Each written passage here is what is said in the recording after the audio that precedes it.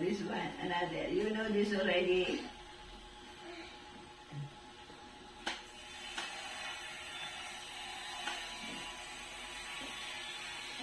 N, N, S, L, S,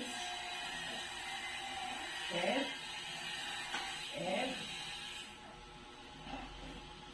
X.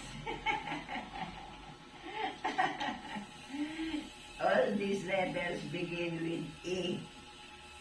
N, M, S, L, S, F, X. But this small letter does not begin with all E. N. Only small E. Oh, This word begins with E. This word starts with small C. oh, read it. This word starts with a small